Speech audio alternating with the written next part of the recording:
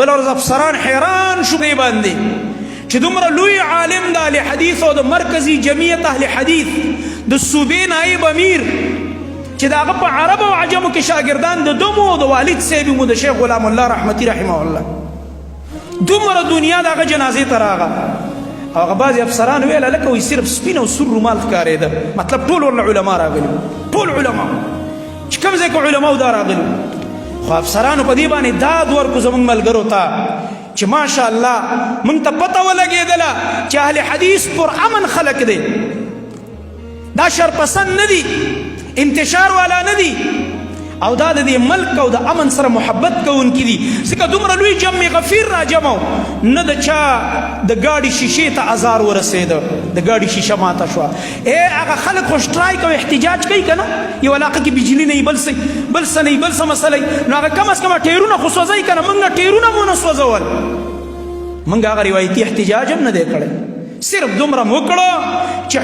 حکام بالا ته پته ولګي او افسرانو ته جنازه هم د روډ د پاسه وکړه او هغه جنازه هم موږ د نورو خلکو په شان نه ده کړې ګوره په چا مې تنقید غرض نه دی موږ دواړه طرفه ټریفک هم بند نه کړو د شپې نه موږ سره د افسرانو مشوره روانه وه عین موقع کې چې جنازې ته لږ ټیم پاتې شه بیا افسران راغه بیا یې موږ راطلب کړو تاسو به څه کوئ که تاسو کوم ګراونډ کې دا جنازه کول غواړئ کوم پارک کې دا جنازه کول غواړئ موږ دله سیکیورټي درکوو موږ ستاسو تحفظ کوو نفري رالیږو موږ ورته ویل نه جنازه به د روډ د پاسه کوو انشاءالله په رینګ روډ به دا کېږي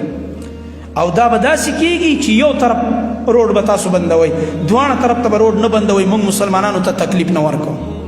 په دې باندې مغوی حیران شو په دې باندې مغوی تر اوسه پورې خوشحاله دي چې تاسو اهل حدیثو یو ریکارډ قایم کړه چې تاسو واقعي د انسانیت سره محبت کوونکي یئ خواخوږي او همدرد خلک یئ چې بیا هم یو روډ موږ دې دپاره کولاو کو کیدای شي یو انساني مسلمان هغه سره به بیمار وي یو تکلیف به چېرته به روان وي غم خادی ته یو طرف ته روډ موږ کولاو پرېښی بار بار اعلان هم کېده چې دغه یو روډ به کولاو وي الحمدلله موږ څنګه چې د الله رب العالمین دا دین زده کړی دی او په دې دین کې موږ ته د الله حقونه راښودلی شوي دي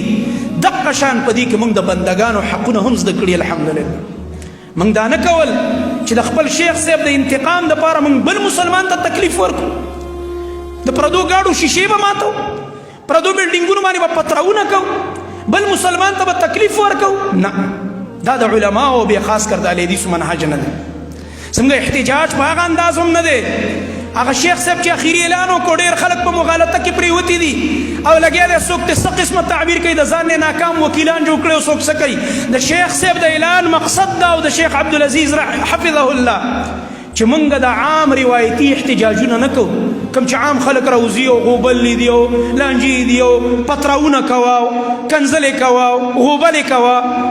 او بغاوتونه کوه نه د اهل حدیثو منهج نه بغاوتونه دي نه په حکامو خروج دی او نه فسادونه خورول دي نه خونریزي ده موږ د امن خلک یو په امن فضا کې زموږ دعوت ښه کېږي الحمدلله ځکه چې په ملک کې بدامنین ته به دعوت څنګه وکړي او چې امن وي نو دعوت به کېږي چې امن وي نو دین خدمت به کېږي چې امن وي نو مدارس او مساجد به روان وي او چې امن وي نو د تاجر تجارت به روان وي او چې امن وي نو د حکومت به روان وي چې امني هر اداره به کامیابه روانه وي او چې بدامني شوه ټولې ادارې به تباه شي ټوله معاشره تباه کېږي دیو جن الحمدلله موږ ته خپلو مشرانو خپلو استادانو دا تربیت نه دی راکړی چې موږ غلط انداز اختیار کړو خو دا هم حق دی بیا وایم دا هم حق دی بار بار هم ویلي بیا به وایو چې د قاتل گرفتاری غواړو د مجرمانو نیول غواړو صحیح ده که نه ده په زوره ووایئ دا هم حق دی